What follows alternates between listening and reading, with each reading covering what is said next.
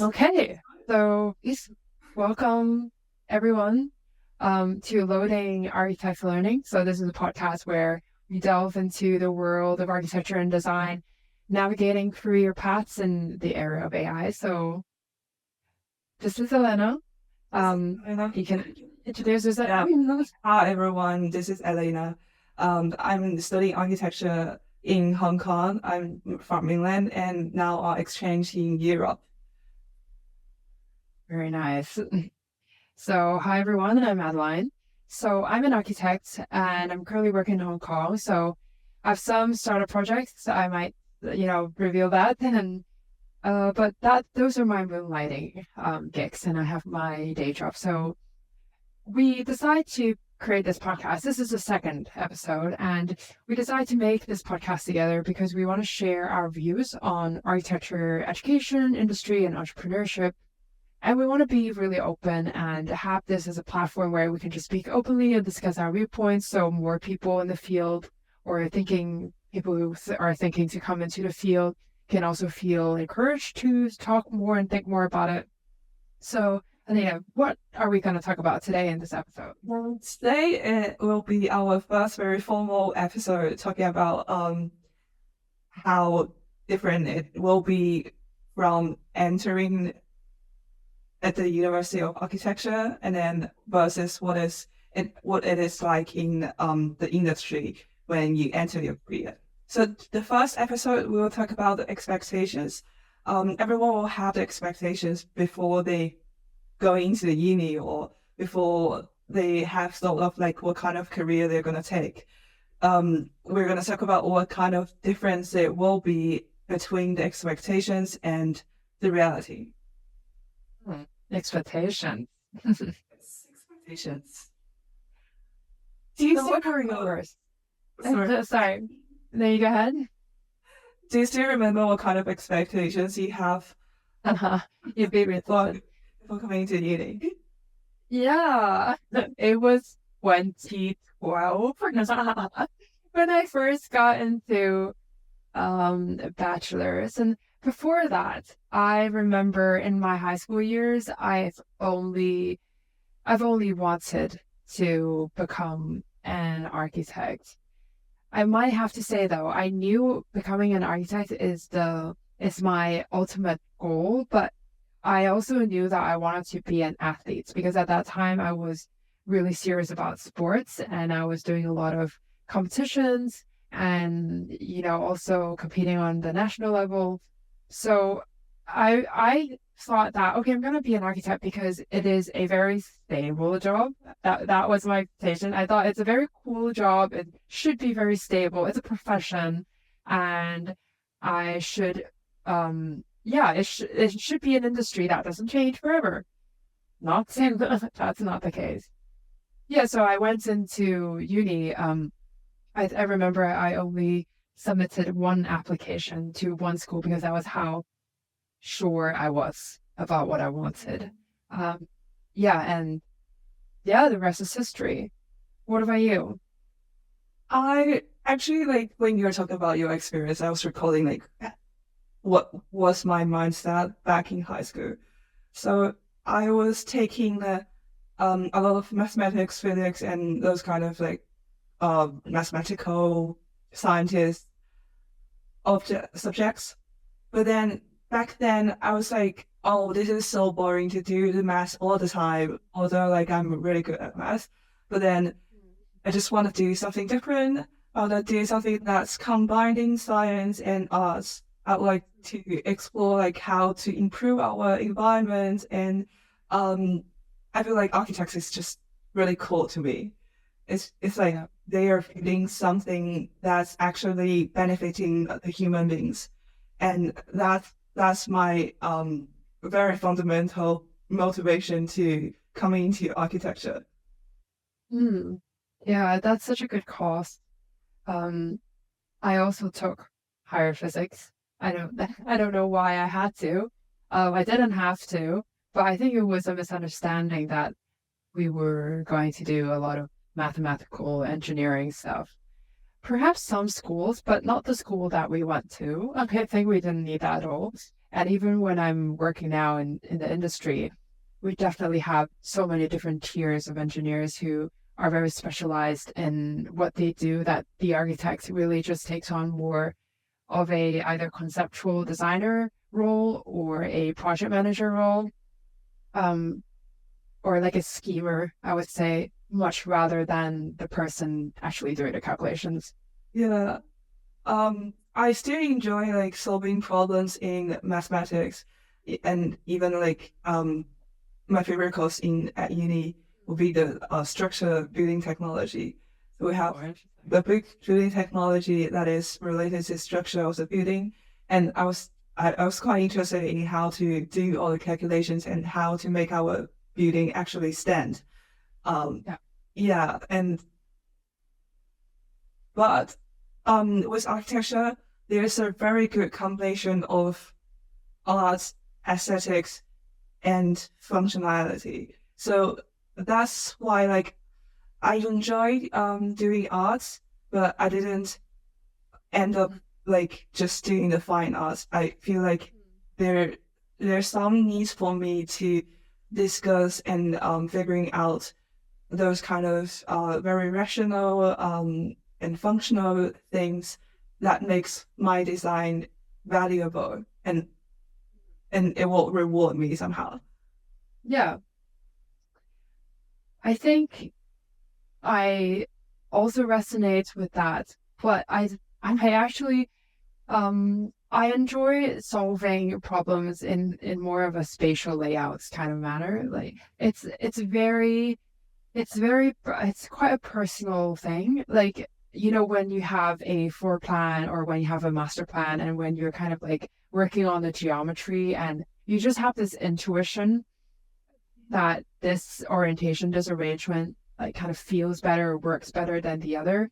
And I feel like that intuition was probably cultivated from the years of architecture education that, you know, that we went through. How applicable it is in real life, though, I now can reflect that it is very good because that intuition in terms of spatial quality, what's best for other people, has to come into a sort of negotiation with A, what the client wants, and B, the set limitations, and three, like structural loading or for the site site boundaries, like site conditions, what's nearby in a site, or even where the lightning pole needs to be, where it covers. What about your wind turbines? Where are you putting them? And what about your landscape? You have your tree counts and you have your green area coverage. And none of that, I have to say, was really considered when I was a student. You know, like when I was a student, maybe have a different experience, but I was really given so much liberty in deciding where to put things in a project, which I don't know if it's good or bad, but the expectation of me going from, being from students to coming out in the industry was that I was also going to be able to do that, you know, and I didn't know there were so many real life restraints, and I felt a little silly when I came out and I realized, wow, I did not know building regulations, by the way, I didn't mention that, and costs, all of that really had to drive the the decisions. Of course, there's going to be some weight in what the architect's going to say, but as an architectural assistant, which is, or a year out, you just probably don't really have that kind of say, you know? Yeah. Yeah, I feel like before going to the uni, I wasn't, I think, thinking about a lot of like very realistic problems, such as like how the budget will go, how my design will comply with the regulation. I wouldn't say I am thinking a lot about that, like in my design studio, because like we're not required to do that. But before entering the uni, I'm still expecting to have a lot of creations, to have the innovation in how the space is arranged, how the space is benefiting people. The creativity was something I was admiring for architecture at university. Yeah. Yeah, it's the innovative solutions that people come up with, and also how they execute, like, to create a panel of works and the models and to arrange your own time. It's a lot of work. And I do think that was actually, that bit was useful, the time management, and like the delegation, if you have friends helping you out, like how you delegate what they do is actually pretty useful for project management. Actually, you mentioned something quite interesting. You mentioned that you enjoy solving problems, in terms of when you do your building structure class and you learn how to make a building stand, and in that way you're solving problems. I think I enjoy that too, but as I move forwards in my career, I personally realize I enjoy it a lot more on the business level, like solving problems in the business level, like finding solutions for my clients on a business level. It's the same mindset, really, with different kinds of constraints, different stakeholders. There's many, many different parameters. But somehow I find it actually even more rewarding. You want to introduce to the audience about what you're doing and how, especially how that part is related to architectural problem solving? Sure, I'm still building it, but I can reveal a bit. It would be interesting to hear this again in a couple of years to see how it goes.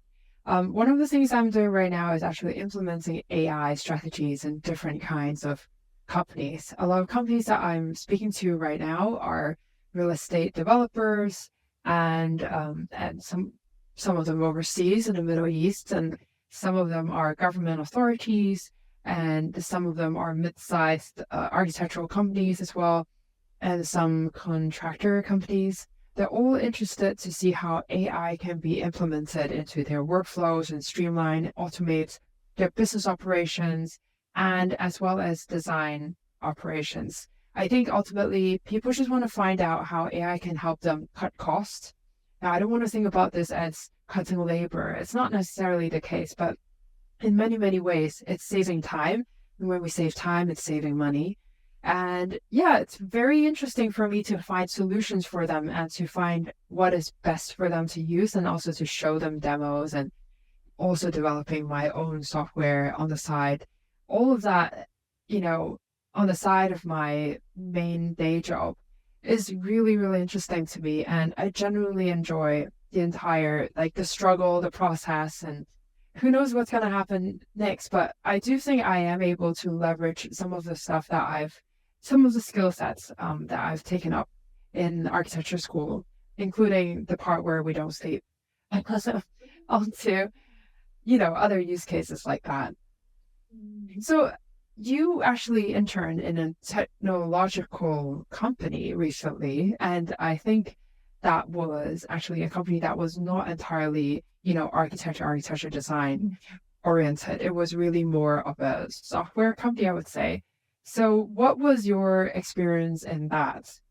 And how did that, you expected, you must have had some kind of expectations of this industry when before you study and now during your studies, and and now going into that company, you must have, how did that align to your expectations anyway? Well, just that align to expectations. Well, I would say, like, for the internship I have done, it's I would say it's like very vertically related to architecture, which means what they are producing and creating is largely related to architecture, and they are thinking about what kind of solutions other than design by hand will provide to architects in the future. So that, like, working in that company makes me think a lot about how what is the role of architects right now and what it will be in the future. So in which direction technology will allow us to do less of the tedious work and do more of the thinking Right. work. So that is something that the internship was allowing me to think more about that, those parts. And I was expecting actually to learn more about how the technology is applying, what is the status quo of AI in the industry. And I feel like it's opening up my eyes to an entirely new world that otherwise I wouldn't be seeing. So I Yeah. think, yeah, it's pretty nice experience, and it is aligning with my architecture studies because now it's in the University of Architecture. Like we are having a lot of contemporary discussions going on with the academic fields. So you must have heard about a lot of like technology discussions, aesthetic discussions, and ethics discussions. It happens a lot in architectural school. That's what I find really interesting in architectural school is that the topics are very broad and it's very general, so that like we get to touch upon different topics in the world. That's something like architects is working as a profession but also a generalist, I would say. They touch upon a lot of like different aspects of human lives. That's what I like a lot in architecture. Yeah, that's what I like. Mhm. So just something I want to ask about your internship experience, though, going back to that. What is it that you saw and experienced that made you reflect on the roles of architects that much?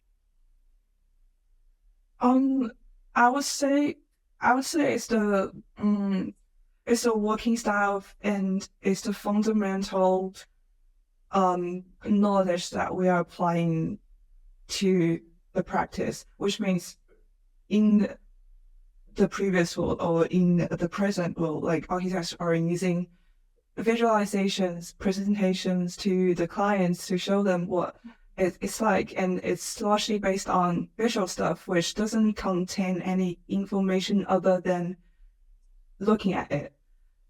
But like, Yeah, future with there's no technology, data. probably like we have the data, and then the drawings contain data information, which can be scalable and repeated. So that's a way of like change of the working style. Hmm.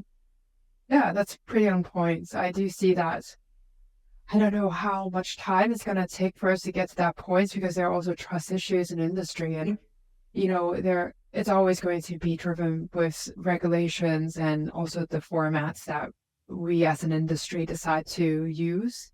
Um, for example, going from CAD to BIM was a transition, and going from BIM to something even more intellectual in the AI sense is going to take another kind of transition. I don't know how long it's going to take, but for sure it's going to happen.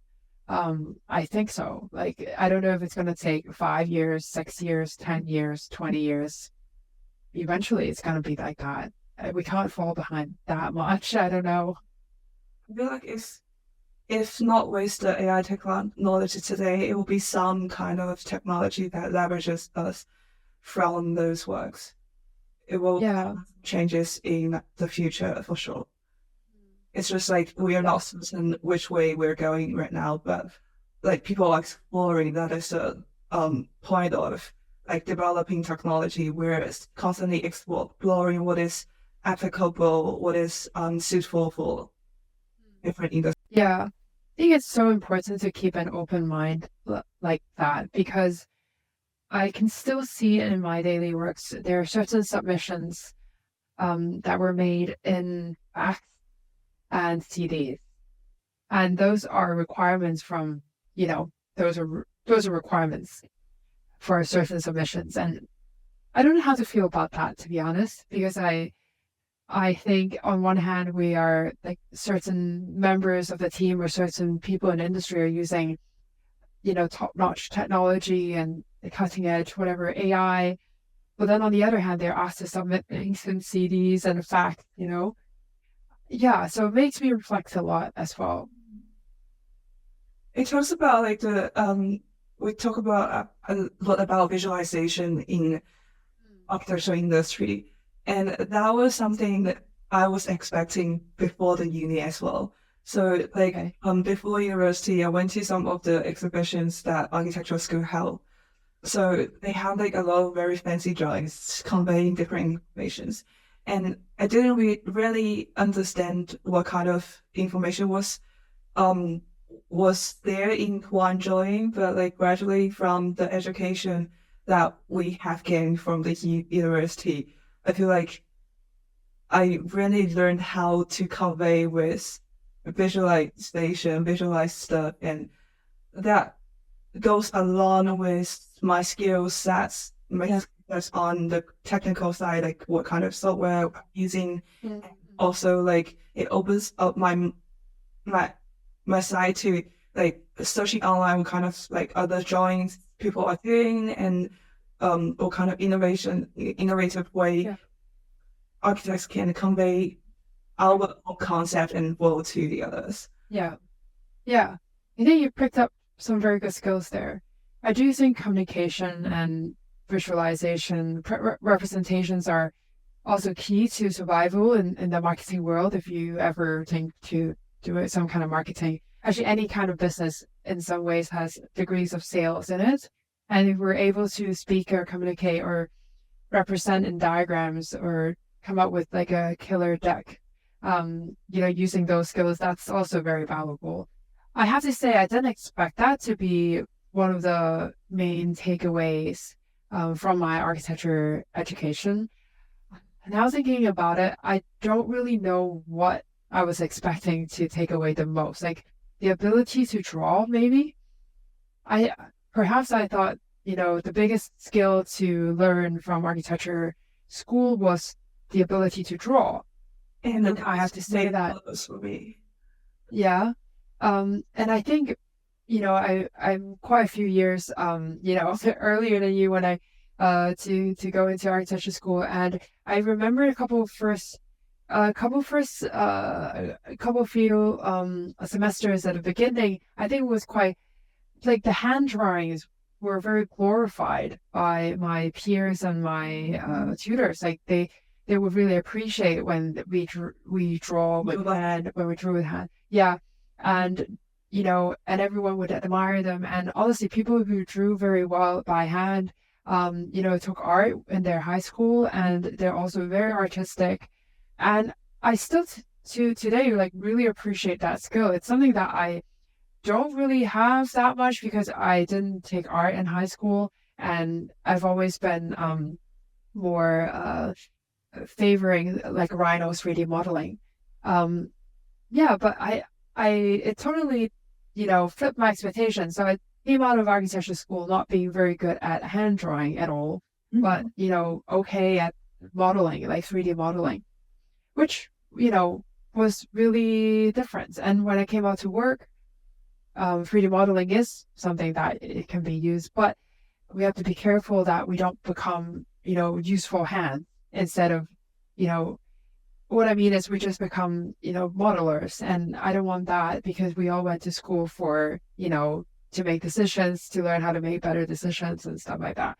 Yeah, so there's that, two jumps of expectations. I thought I was going to get pretty good at drawing, but no, I became good at modeling. And when I came into work, I realized, oh, it is useful to use modeling, but I realized I actually want to do more than just like, 3D modeling and representations and stuff like that.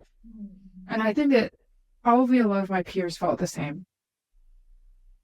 For me, I kind of have the same feeling, but it's not about like drawing and modeling. It was like, I I was not expecting myself to do some kind of like grasshopper or the Python stuff that is very technical and like you use the programming skills to analyze the building.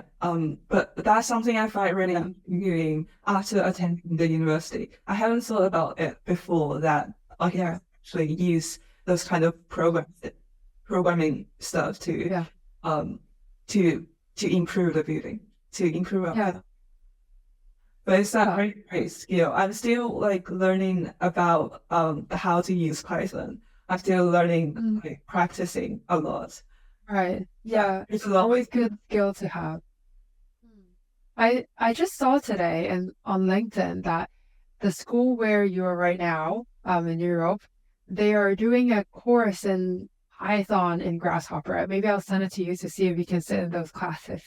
I think it's really useful. It's good that when people talk about, sorry. I do register in one course as Oh, congrats. I'm really jealous. It sounds so fun.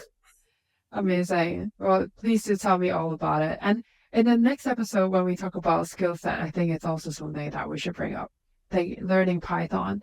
Maybe we should have to think about whether or not all architects should be computational designers in 2024. I think relating to that point, I feel like architects are we're really subjective and very diverse, which means there's no right or wrong. You do whatever you think is valid.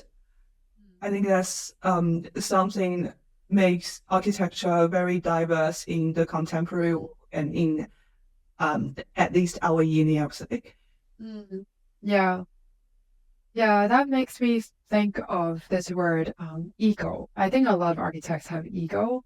And yeah, this also comes back to expectations because a lot of people, myself included, imagined going into architecture school, and coming up with my own style, like my own school of thought, even my own theory. Expectation of a lot of the students. Yeah, yeah, and it's different, in the industry. You're in a service industry. You're in a service industry where you're providing a service to a client, where you're giving valuable feedback. But at the end of the day, you're a consultant, right, as an architect. And that ego has to go somewhere. That ego has to be adjusted. And I can, in my years of work, I saw some people adjusted well and some people did not. I think from myself, I would say I adjusted okay, but there was like this transition probably in the first month of my work where I did have a reality hit and I realized, like that all that, the theory-based mindset that I had in school does not apply in the real world. I can have my own preferences, but they actually do not matter to the project as much as what the client wants. That is an expectation adjusted. Compromisation. Absolutely, yeah. Do you see that with that compromisation, there's a way to navigate out and then to gradually build up your own style and follow your ego? I begin to think that having my own style is less important than finding the best solution for the clients, if that makes sense. There are only so many, Sahas, and I think it's like their buildings are there for a reason to wow, a statement, and it's a label as well. I'm not sure if all of us need to become that kind of designer or that kind of brand. Do we need that many? And I'm talking from the point of what the society needs, like what the community needs. Circling back to your expectations when you went to school, when you want to make the world a better place, right? When you want to make the environment a better place. Does implying or applying our own style make the world a better place? Probably not. Probably it would be a little bit more down to earth, like doing research analysis on the site conditions and carbon footprints and all that jazz, rather than applying our own style. So yeah, I think that is my own opinion and my own reflection. I have my own design preferences, and I dare say like cultivated some kind of an eye for things. I no longer push for this is my style. I'm more akin to that architect. I need everything to be in straight lines only, I think I used to, but now I really look for, like a best solution in whether it's design or in a project or management or, any solution for the client. Yeah, that's a long answer. Um, for me also, I feel like I see style as something different. Like I wouldn't say you have to pursue a certain style. It's what is the important thing is that your value and your design aligns, which means you're following your heart to do what you think is right under your own value, and that is the most important. Yeah, It's not about to pursue some yeah, style. I see.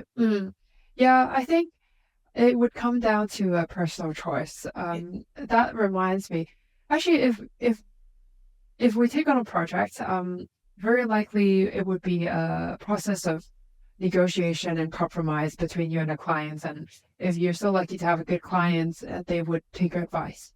To be honest, if they don't take your advice, then it's often, there will be a high turnover in the team. Like people just get unsatisfied with their work. I have actually personally declined a client before because they wanted to do something unethical. They wanted to design something unethical, so we didn't even start the project. So it was, I think it's either yes, you do it, then you find a way, or you realize from a brief that this is wrong and you just don't do it. Yeah. Um, Someone told me before that there will be disagreement in the design between you and the client. Sure. You either um convey and communicate really well to convince your client to do in your way, or you compromise a bit. That it happens. It happens in architect's life. Yeah, for sure, for sure. It has to be that way. And sometimes a client is not just one person. Sometimes it's a team of project managers from the client side. So you have to also get all of their opinions aligned. So that's also not easy. And also your clients might not be the final users, especially for public sector projects. Your clients might be one entity, but the final users are going to be the public or a certain group of public. So there are so many considerations that have to be kind of consolidated into one single design move. And maybe that single design move is to move a wall by 300 mm. I swear. Yeah. I feel like given the reality, that's part of the reason why university is so open to all the styles and personal preferences. Because I agree. it's very I know it must be hard. Yeah, it must be hard to come up with a curriculum because it's true. Yeah, I used to think that, I expected, coming back to expectations, I expected more skills to be more skills to have taken with me from school to be used in the real world. I expected more because I feel like maybe 20% of skills were really useful in the industry. But now thinking back about my education, it's true. It should be very hard to come up with the best curriculum. Because if we make the curriculum to be very practical, there's no fun in it anymore, and it kind of butchers the creativity. yeah. So it's hard. Yeah, but I would say like my uni experience is quite good in terms of the innovation part. You can always argue what kind of design you want. Yeah. School is fun. Yes, For sure. I would love to go back to school. Take the Python class with you. You see me tomorrow. I'll try to learn something out of the course. Oh. Yeah. Oh, that would be very nice. Okay, do you have any other expectations or any other bits to be shared? Um, I would say, what I've learned, I guess, perhaps. I don't have, more to say about what I expected versus, what the reality was. But I did learn to realize that sometimes it's not a bad thing to have misalignments and expectations. There are many, many surprises that came along the way. Some disappointments as well, not going to lie. But it's not all that bad. There are many surprises down the road, and if I meet someone younger now, like yourself, for example, I would say like try to be really open-minded. Don't have any set expectations because the outcome most likely will not be what you expect. So if you expect to be surprised, then great. I think you should you should expect to be surprised. And I feel like I would like to bring this attitude towards my next, future, and to think I should expect to be surprised. And I think that's a positive way to move forward, taken from, my last decades. It is. It's actually a very positive attitude. It's not a positive, but it's just how we shall deal with the life. Life is full of uncertainties, and I feel like I do have some expectations over the future, but there's no point to compare a lot between my expectations and reality, because expectations is expectations, and you can work towards the expectations, but what is the most important is to enjoy the experience we have got from the university or from working in the industry. Such experience will teach you more than what you expected, I would say. Mm. Yeah, for sure. Because I think I think for the future, I would expect to take more risks. I think. Mm.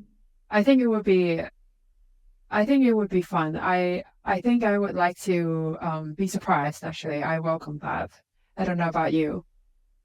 I will count surprises as well. I feel the adventure. Yeah, because why not? We should always experience more and to get like an array of different experiences. I think that should be fun. Yeah. Okay. Shall we go to the end of this podcast, this episode? Yeah, definitely. So, well, thank you to whoever's listening to the podcast. I think we will come back again we will do this once every 2 weeks. So it will just be, the format is going to be very casual as such. Write to us if you want to. You can comment, and whether it's YouTube or anywhere you're listening to, reach out to us however way you want. So yeah, I hope people enjoy this and also, give you something to think about. Any words you'd like to say, Elena? If you have any expectations, you can let us know. We would love to hear about what you think and what your expectations are from entering the university or entering the industry. And hope you enjoy the podcast. Nice, because I think I did. Yeah, we'll see. We'll see you in 2 weeks' time, I think. Yeah. Bye. Bye.